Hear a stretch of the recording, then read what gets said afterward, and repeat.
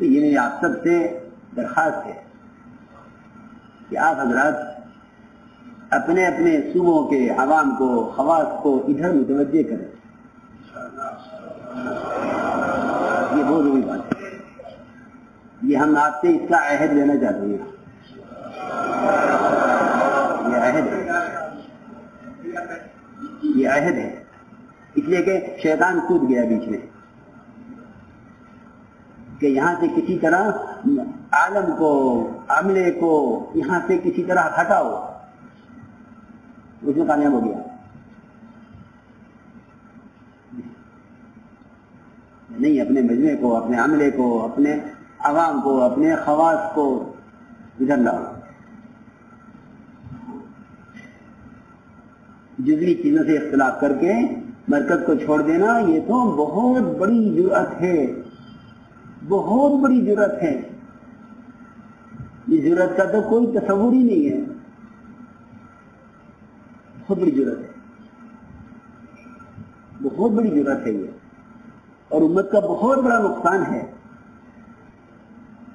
نظام الدین ہمارے کام کا قبلہ ہے، بیت اللہ ہماری عبادت کا قبلہ ہے.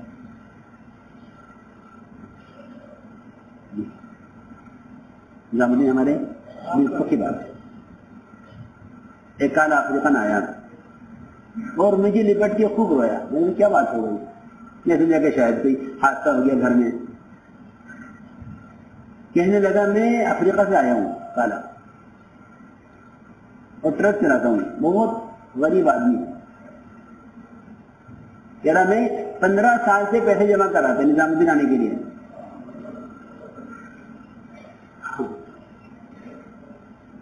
پھر کہنے لگا کہ میں وہاں یہ سوچنے لگا کہ پہلے نظام الدین جاؤں یا پہلے بیت اللہ جاؤں.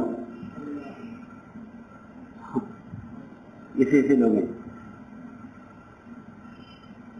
دور والوں نے یہاں کی عظمت اور قریب والوں کو یہاں سے نفرت. میں تو مستقل یہ سوچتا ہوں،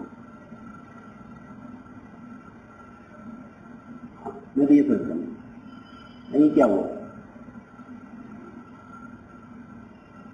تو یہ ہے، یہ کوئی نئی بات نہیں ہے، یہ قدیم دستور ہے. یہ میں عرض کر چکا ہوں کہ مدینہ منورہ میں سے لوگوں کو آنے سے روکنے کے لیے کہ یہاں لوگ نہ آئیں، یہ خبروں کی اشاعت ہوتی تھی. اور دور رہ کر حالات معلوم کرتے تھے. میں بتاؤں کیا حالات ہیں، جانے نہ جانے. آپ قرآن نہیں پڑھتے نا سمجھ کر، اس لیے ان چیزوں کی طرف سے بے خوفی پیدا ہو گئی، خوف ختم ہو گئی. يحسن الأحزاب لم يذهبوا ويأتي الأحزاب يودوا لو أنهم بعدون في الأعراب يسألون عن أنبائكم. یہ سب سمجھانے کے لیے ہے. یہ سب کچھ لکھ دیا قرآن نے، کب کیا پیش آئے گا، کب کیا پیش آئے گا. اس لیے دوستو اب نہیں بیٹھ جاؤ نا، اپنے ماحول کو ستھرا رکھو.